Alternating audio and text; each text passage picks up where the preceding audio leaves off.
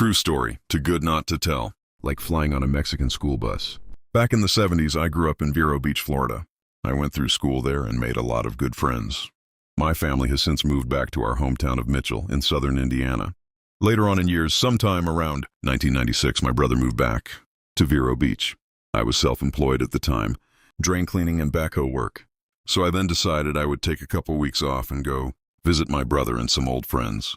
In the spring of 1998, I booked a flight with Delta Airlines to depart from Louisville, Kentucky, on to Orlando, Florida.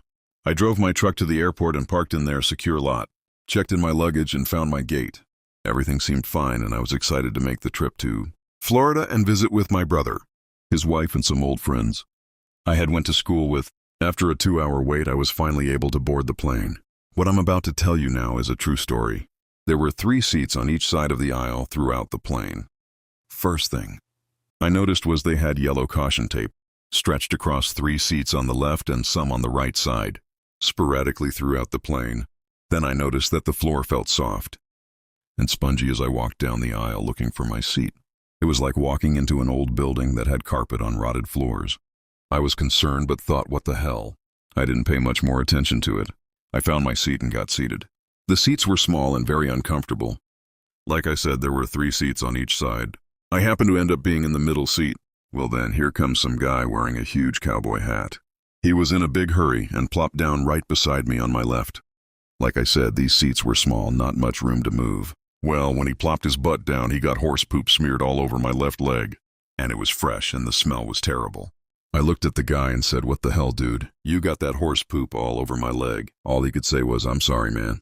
I was in a hurry and just left the Louisville Churchill Downs. I told the guy, I don't give a damn where you're coming from. You need to clean this mess up. He said again, I'm sorry, I just didn't want to miss my plane. Then while sitting there, his big cowboy hat was so big, I had to lean to the side just to keep from the hat hitting me in the face. A stewardess brought me some wet wipes and a towel to try and clean up the horse poop. I finally told the guy, buddy, you are going to have to take off the hat. He did. Then to make things worse, I tried to turn on the air conditioning that was right above my head. Just some kind of dust comes out and smelt almost as bad as the horse poop. And of course the air was blowing warm. Then about that time, the pilot came across the intercom and said that the plane was too heavy to take off and that we needed to sit on the tarmac and burn off some excess fuel to get the weight down.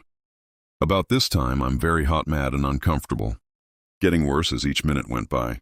So after the 2-hour wait at the gate and another hour sitting on the tarmac, waiting to go, I was wore out, smelled like poop, and still not a real good mood. We finally took off and started ascending into the clouds. The stewardess came across the intercom and said, please stay seated and keep your seatbelts on until we reach our cruising altitude. Then there was this very cute little girl with pigtails in the seat directly in front of me. Believe it or not, I saw this little girl turn into the devil. She turned around and was right in my face blowing spit bubbles. And then one hit me in the face, on my lip. I finally stuck my tongue out at her and made a couple mean faces. She then turned around in her seat and left me alone. But I still think I saw her head spin around a couple times. The stewardess came across the intercom again and said, please stay seated and keep your seatbelts on. We are going to experience some turbulence. Believe me, we experienced turbulence, all right? It felt like the plane took a nosedive for about 10,000 feet. Everyone on the plane was scared and gasping for air at this point. It got so quiet you could hear a mouse fart. The cowboy sitting to my left asked me where I were going to. I told Vero Beach. He said, wow, that's where I'm from. He then told me his name and that his family owned a big ranch in Indian River County, just outside of Vero Beach. I said, damn, I remember you from high school. He went on to tell me that he was a farrier and he had been working at the Churchill Downs and was going home for the weekend.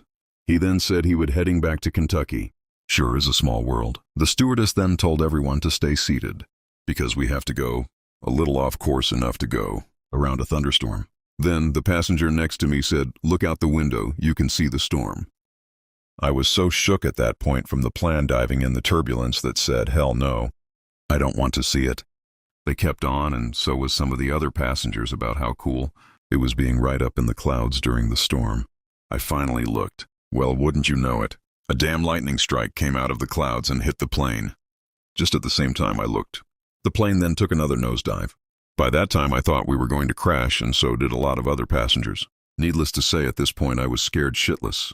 Then the stewardess explained that the plane was okay and designed to take lightning strikes. We finally get past the storm and the sky was sunny and blue once again. We were over Tallahassee by this time. Then we finally got over Orlando and circled the airport preparing to land. I was still holding on for dear life. I remember thinking that there is not much between my feet and the ground. The plane then made an attempt to land.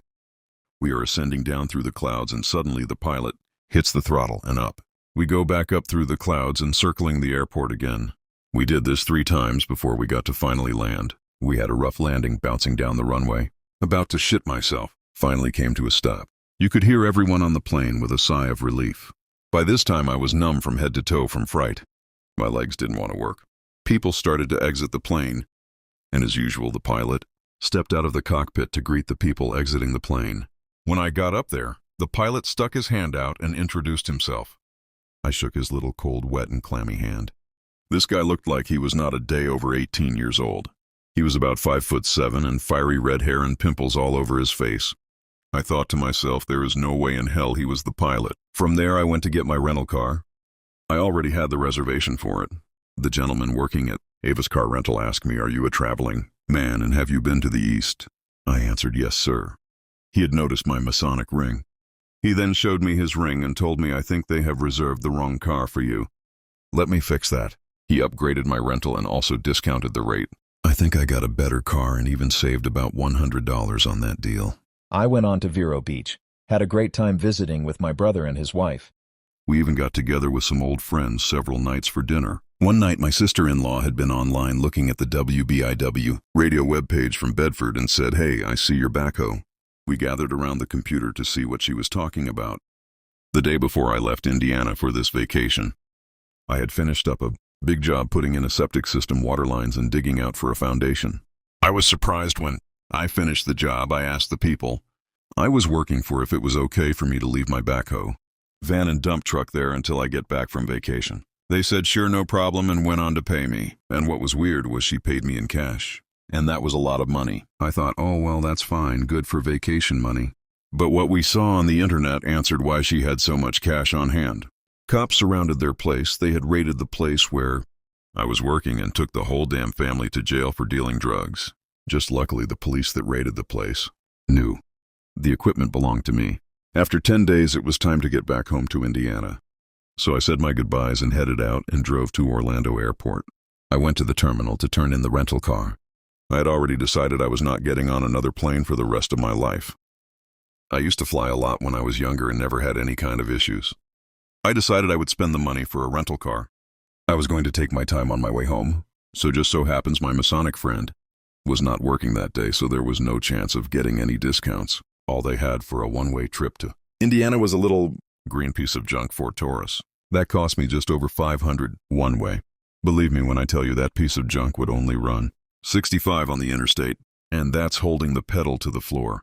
Then when I got to the outside of Atlanta at 2 o'clock in the morning, believe it or not, a big semi-truck got right up to my back bumper and I had that junk Taurus to the floor and only running about 65 miles per hour. That son of a gun tapped me on the rear and I spun out into the medium. He was in line with 3 other big trucks and they kept going hauling ass. I got my composure and pulled myself together. Got out of the medium and back on the highway headed home. I pulled into every truck stop I came to after that incident looking for that truck. Fortunately for that asshole, I never found him. Well, I finally got to Louisville, Kentucky airport. I then turned in that junk Taurus in. Then collected my luggage, found my truck, and made it back home. Thank God, I've never flown again.